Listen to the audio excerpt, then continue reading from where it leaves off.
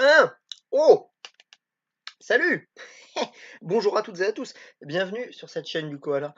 Heu, je pense que l'intro du yaourt, c'est de loin la meilleure intro que j'ai faite. Lâche un pouce bleu si toi aussi tu aimes les yaourts, à la framboise, voilà. Oh merde, j'ai montré une marque. Ah, comme j'ai montré une marque, faut que je dise 2 autres marques. Et bah, Panier de Yoplait, Activia de Danone et je sais pas moi, les petits filous. Voilà, voilà, c'est 3 très bien, on s'en fout. Bien. Une petite intro. Il s'est passé quelque chose durant l'enregistrement de, mon ouverture de cette boîte Battlebound. Vous avez vu le titre de toute façon. C'est une ouverture qui était censée faire 3 parties, initialement. Donc elle fera bel et bien 3 parties, hein, il y aura 3 vidéos en tout. Néanmoins, lorsque j'ai supprimé la première moitié, enfin un petit peu moins de la moitié, de la première partie. Pour un en fait, un problème de nom de fichier sur ma caméra, heu, enfin bon, voilà, j'ai merdé sur les noms des fichiers de caméra et donc il y en avait un, je croyais que je l'avais en double, en fait non, je l'avais en qu'une seule fois et je l'ai supprimé. C'est pas très grave, donc vous avez en soi loupé 4 boosters, il me semble. Bon, voilà. Ce qui fait qu'en fait, lorsque je vais dire, la vidéo va commencer, je vais dire: «Hey, bonjour à tous et bienvenue dans cette seconde moitié de la première partie». Voilà. Ne vous étonnez pas s'il manque quelques minutes. C'est aussi simple que ça. Bien, vous allez le voir, il y a sur cette ouverture de boîte Battlebound 3 boosters à gagner. Là, je les ai pas avec moi, ils sont juste à côté là, mais la boîte est en bas, donc là je vais pas descendre, ça me fait chier d'aller les chercher. Bien, 3 boosters exactement de la même manière que la dernière fois.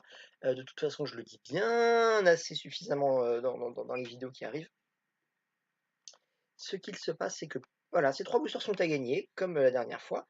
Hem, voilà, pour ça, il vous suffit, de laisser un commentaire et je prendrai votre participation en compte. Un commentaire, ça suffit, hein, pas be vous n'avez même pas besoin de mettre un commentaire sur chacune des 3 vidéos. Non, un seul sur n'importe quelle partie, c'est OK. Je ne vous demande pas de mettre un pouce bleu parce que je ne peux pas vérifier qui a mis des pouces bleus. De la même manière que je ne peux pas vérifier qui a mis des pouces rouges d'ailleurs, et je ne vous demande pas de vous abonner, simplement parce que je ne peux pas forcément le vérifier non plus. Il y a des personnes qui ont leurs abonnements secrets, et donc ce serait déloyal pour celles et ceux qui n'ont pas leurs abonnements secrets. Voilà. Je vous souhaite une bonne vidéo, c'est déjà beaucoup trop long. Bisous. Bonne ouverture et bonne chance hein, pour le concours. Abonne-toi, mets la cloche. De retour, en avant, quatrième booster. Pour l'instant, on a eu une mythique sur 3 boosters, 2 créatures légendaires dans le même paquet, quelques bonnes rééditions. Donc, jetons, montagne, c'est parti. Ah, jetons un petit œil au... Jolie cette montagne. Hop, bien. Donc, 1, 2, 3, 4. Bien. Last Gasp, qu'est-ce que ça fait? Target creature gets -3/-3 jusqu'à la fin du tour. Et ça coûte 2. Donc c'est un très bon anti-bet. Parce que potentiellement vous tuez un tour 4 ou avec 2 points de mana. Lui, qu'est-ce qu'il fait? Il est 3-2 pour 3. Quand il attaque, si vous contrôlez un autre guerrier, il gagne +1/+1 jusqu'à la fin du tour. Donc pour cet archétype guerrier, c'est pas mal. J'aime bien la carte aussi. Tactique en tandem. Pareil, regardez. Encore une synergie point de vie, donc ça fonctionne avec le truc, la carte qu'on a vue avant. Jusqu'à 2 créatures ont +1/+2 jusqu'à la fin du tour et vous gagnez 2 points de vie. Voilà. Une réédition de Bataille pour Zendikar, c'est une bonne carte. Nimbé de flamme, ou alors plutôt drapé de flamme. Qu'est-ce que ça fait ça coûte 4. Hein. Ça met un dégât à chaque to each of. Alors, à chaque créature et jusqu'à 3 créatures. Et ces créatures-là ne peuvent pas bloquer ce tour-ci. Bon. Ok. Ah, la Borderland Marauder. C'est un humain guerrier. Quand elle arrive en jeu, +2/+0 jusqu'à la fin du tour. Non, pardon. Quand elle attaque, elle devient 3-2. Et sinon, elle est 1-2. Donc vous avez une 3-2 qui tape tour 3. C'est pas mal. C'est une bonne commune. Le Crawl Warrior. Donc c'est encore un guerrier. Et lui, il est 2-2 pour 2. Et pour 6, vous pouvez lui donner +3 jusqu'à la fin du tour. C'est pas bien. C'est très nul. Huddle up. Qu'est-ce que ça veut dire? Ça veut peut-être dire câliner ou renforcer. 2 joueurs ciblés piochent chacun une carte. Et ça coûte 2. Donc théoriquement, enfin, il y a une assist pour 2. Donc vous allez payer 3. Vous et votre pote allez payer 3 en tout. Et vous allez tous les deux piocher une carte. Voilà, c'est une divination, mais en équipe. C'est pas mal. Daggerback Basilic. 2 contacts mortels pour 3. Ok. Petit contact mortel. Le Toptère du consulat. Ah non, la porte volante du consulat. 0,4 pour 2. Defender et Rich. Bon, c'est pas bien ça. Le Diablotin de Dagdrome. Il est 1-1 lien de vie. Pour. Voilà. Vol pour 2. Alors, il a 2 effets pour. Ouais, théoriquement, en fait, c'est pas une mauvaise carte du tout, en fait. C'est pas une mauvaise carte du tout. À voir s'il y a beaucoup de petits jetons, un vol. Mais s'il n'y en a pas, eh ben, c'est une bonne carte. Parce qu'elle vous permet encore une fois d'activer la synergie de Regna. Alors, les Unco, je crois. Oui, les Unco, très bien. Les Unco. Nimbus champion. Il est 4-4 pour 6. Il vole. Pour l'instant, c'est pas très bien. Il nous manque un effet. Donc, l'effet, il est là, on va le lire. Quand il attaque, on peut renvoyer une créature ciblée dans la main de son propriétaire. Si la force de cette créature est inférieure ou égale au nombre de guerriers que votre équipe contrôle. Ah ouais, donc un avatar guerrier, un archétype guerrier, pardon. Donc il y aurait des archétypes guerriers agressifs avec le vert, des archétypes guerriers contrôle avec le bleu. Bon, c'est pas mal hein, comme carte. Hein. Je vais la mettre là quand même. Ça aussi d'ailleurs, je vais le mettre là. Lore Waver, qu'est-ce que c'est? Ah, il est partenaire avec une carte. Attendez, normalement c'est elle. Oui, voilà. Alors, qu'est-ce qu'il fait? Lui, il est 4-4 pour... Il est 2-2 pour 4. Il est partenaire avec Ley Waver. Très bien. Et pour 7, on peut... le joueur ciblé pioche 2 cartes. Et donc lui, il fait quoi? Ley Waver. Donc il est partenaire et il est 2-2 pour 4. Et on peut dégager 2 terrains ciblés. Ouais, ok. Oh, c'est un peu chiant, je trouve. Hein. Bon. Alors, c'est pas une créature légendaire. C'est rigolo, ça. Bon, voilà. Ok. Qu'est-ce que c'est que ça? Force magmatique. Il est 7-7 pour 8. Et au début de chaque entretien, il met 3 dégâts à n'importe quelle cible. Ah, c'est pas mal. Ça coûte cher, mais je trouve ça bien. Bien. Ceux-là, je vais les mettre là. En avant, continuons. Donc beaucoup de rééditions, mais il y a ce nouveau système de créatures. Ah, le mire, il est là. Alors, donc, forêt. 1, 2, 3, 4. Voilà, donc, ouais, donc on va certainement se gourer avec ce système de partenaires, mais bon. Alors, champion de l'aurore. 3-2 pour 3. Quand il attaque, on peut engager une créature si on contrôle un guerrier. Ok, c'est pas mal. Assassiner, on peut détruire une créature. Engager, ok. Mutation grotesque. Un instant pour 2, +3/+1 lifelink jusqu'à la fin du tour. Ok. Donc un noir qui se démerde pour gagner beaucoup de points de vie. Jungle Wayfinder, il est 3-3 pour 3 quand il arrive en jeu. Chaque joueur peut chercher dans son deck un terrain de base, le révéler, le mettre dans sa main. Ok. C'est pas mauvais en soi. Hein. Alors lui, qu'est-ce qu'il fait? Il est 5-4, célérité, piétinement pour 7, et il a le système d'assist. Donc vous pouvez l'avoir tour... Tour 4, vous pouvez avoir une 5-4 piétinement célérité. Donc ouais, en soi, la carte est équilibrée. Hein. Mais bon, c'est pas terrible. Lui, il fait quoi? +2/+1... Ah non, attends, 2-1 pour 2... La créature ciblée avec une force de 2 ou moins ne peut pas bloquer ce tour-ci. Ok. Lui, il fait quoi? Saltwater Stalwart. D'accord. Saltwater Stalwart, peut-être. Il est 2-4 pour 4 quand il arrive en jeu. Non, quand il met des dégâts à un joueur, eh bien, le joueur ciblé pioche une carte. Ah, il est pas mauvais, il est pas mauvais. Et pour peu que vous lui donniez un enchantement pour qu'il fait voler, qui lui permette de mettre des dégâts, bah c'est bien. Lead by example. Un instant support 2 pour 2. Ok. X-Plate Golem. 5-7 pour 7, c'est un gros artefact, c'est pas bien. Battle Rampart, c'est un mur. 1-3 pour 3. Il a le défenseur, il peut donner la célérité à une créature jusqu'à la fin du tour. Ok. Bien. Gelen Sphinx. Il est 1-5 pour 5. Vol vigilance. Et donc quand whenever il attaque, les autres créatures que vous contrôlez, enfin les autres créatures attaquantes que vous contrôlez ont +1/+1 jusqu'à la fin du tour. Ça marche avec les petits guerriers. Ouais, les petits tokens guerriers de 2 là. C'est pas mal. Bon, c'est pas terrible hein, comme carte. Blaring Captain. Il est 2-2 pour 3 pour 4, pardon. Et il y a un système de partner. Alors, avec le Blaring Recruiter. Alors, lui, il fait quoi? 2-2 pour 4. Quand il attaque, les guerriers attaquants ont +1/+1 jusqu'à la fin du tour. Et lui, je suppose que... Et lui, il peut créer des jetons guerriers. Ah, encore une fois, des synergies. Il est bien, ce système-là. Je l'aime bien, ce système-là. Qu'est-ce qu'on a? Archon of Valor's Reach. Il est 5-6 pour 6. Flying Vigilance Trample. Déjà, c'est fort. Quand il arrive en jeu, choisissez un artefact, un enchantement, un éphémère, un rituel ou un planewalker. Et les joueurs ne peuvent pas jouer des sorts du joueur du type ciblé. Ah, c'est vachement fort, ça. Putain.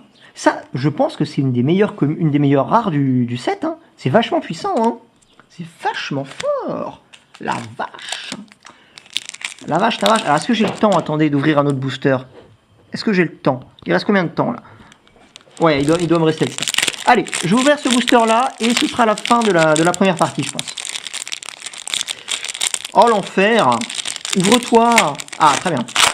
Ah ouais, super rare, ça. Très, très bonne rare. Alors, c'est quoi, ça? Un zombie 5-5, un zombie géant 5-5, d'accord. Je vous montre. Hein. Voilà, zombie géant 5-5. Bien. Une île. Elle est très belle, cette île. On dirait l'Atlantide. Je vais en altérer une pour faire l'Atlantide avec. Alors, Atlantide, un film de Disney, un excellent film. C'est ça? Ouais, c'est ça. Ça doit être ça. Bien. Oui, c'est ça. Raptor d'expédition, 2 vol pour 5. Quand il arrive en jeu, support 2, c'est de la merde. Enfin, c'est de la merde. En fait, non, c'est pas bien. C'est pas bien parce que, en fait, le support, il le fait sur vos autres créatures. Il peut pas le faire sur lui-même. Sinon, on aurait une 4-4 vol pour 5. Et là, en limité, ce serait fort. Sachant que ce format-là est pensé pour être joué en limité. Mais, enfin, cette extension-là, pardon. Mais là, ça le fait sur les autres. Donc, ça veut dire que il faut que vous ayez déjà d'autres créatures en jeu. Au moins 2 pour que ce soit rentable. Donc, c'est pas terrible. Will fill with fright. Remplir de terreur, je sais pas quoi. Je sais pas ce que fright ça veut dire. Target player discard 2 cards. Et vous avez un regard 2. Bon, c'est pas très bien. Rocks Brut, une 4-4 pour 4. Non! Dwarven Lightsmith. Le Forge Lumière nain. Il est 3-4 pour 6. Il a l'assist.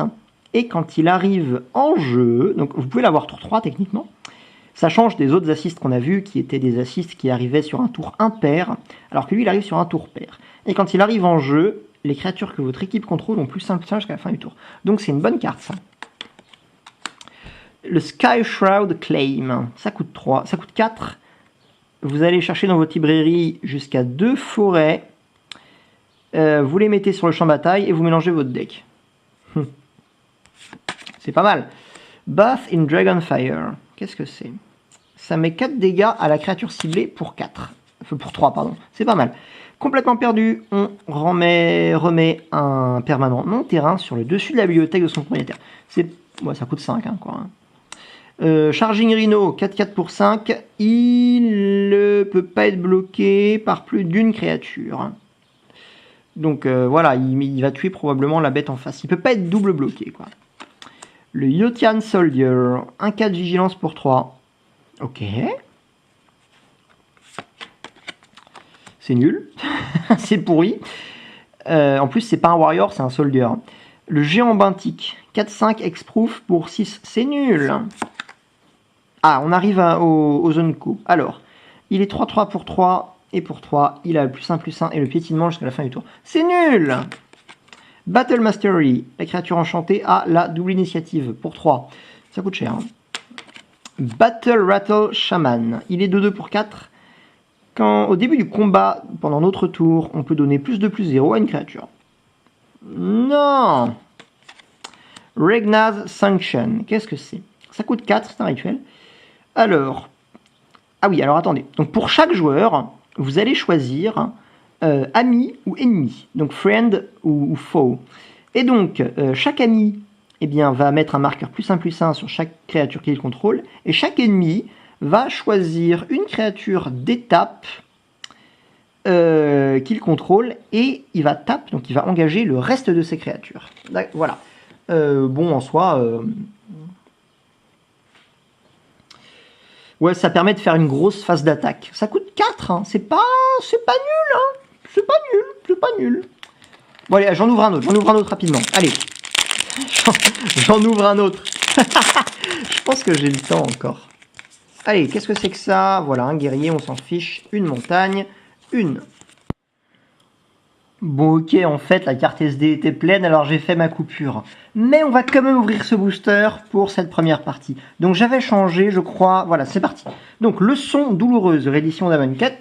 Hop, on va remettre un peu tout ça droit, voilà. Pour 3, le joueur ciblé pioche 2 cartes et perd 2 points de vie. La même chose existe pour 2, en fait. C'est une carte qui s'appelle Signature de sang, et ça coûte que 2. Ah, choc, c'est bien. Hop. Doomed Traveler, qu'est-ce qu'il fait? Il est 1-1 pour 1, et quand il meurt, on crée un jeton 1-1, avec le vol, donc c'est une bonne commune. Ça, on l'a vu. Élémental de terre, il est 4-5 pour 5. Très bien. C'est pas bien. Le Coral Helm Guide, le guide de casque corail. Il est de 1 pour 2, et pour 5, la créature ciblée ne peut pas être bloquée ce tour-ci. Ok. L'araignée de la canopée, 1-3, portée pour 2. Une carte défensive qui ne sert à rien. Expedite, la créature ciblée acquiert la célérité jusqu'à la fin du tour et veut piocher une carte. C'est une bonne commune. Kraken Hatchling, 0,4 pour 1, c'est de la merde. Bien, on attaque les zones co, et ce sera les 3 dernières zones co et la dernière rare de cette première partie. Lui, c'est une réédition de Tarkir, et c'est le dragon délétère. Noxious, c'est délétère en français. Et si vous ne savez pas ce que délétère ça veut dire malsain. Voilà. 4-4 vol pour 6, et quand il meurt, eh bien, on peut détruire une créature avec un coût converti de mana de 3 ou moins. Donc, pour 6, vous avez détruit une 3-3 et vous avez un 4-4 vol. Bon, c'est pas nul. C'est pas bon, mais c'est pas nul. Visez, je crois que c'est armé plus haut, enfin visez haut, aim high. Pour 2, c'est un instant de vous dégager la créature ciblée, elle acquiert +2/+2 et la porter jusqu'à la fin du tour. Donc c'est pas mal, hein. C'est pas mal du tout. Bon, évidemment, on préfère la croissance gigantesque, mais bon. Le guerrier fantomatique, c'est un guerrier. 2-2 imbloquable pour 3. Du coup, vu qu'il y a des archétypes guerriers, je pense que c'est fort. Et qu'est-ce que c'est que ça? Mystique Confluence. Alors, pour 5, c'est un instant. On va en choisir 3. Choose 3, donc ça d'accord. On peut choisir le même truc plus d'une fois. Alors, piocher une carte, renvoyer une créature dans la main de son propriétaire, et counter target spell, à moins que son propriétaire ne paye 3. C'est vachement fort. Je pense que c'est une réédition, et c'est très fort. Bon, vous pouvez contrer 3 spells. Bon, ça c'est pas bien. Mais idéalement, en fait, vous allez contrer un spell, et vous allez piocher 2 cartes pour 5 mana. C'est super fort. Ou alors vous allez, je sais pas, renvoyer une créature dans la main de son propriétaire, et piocher 2 cartes pour 5 mana. C'est très fort.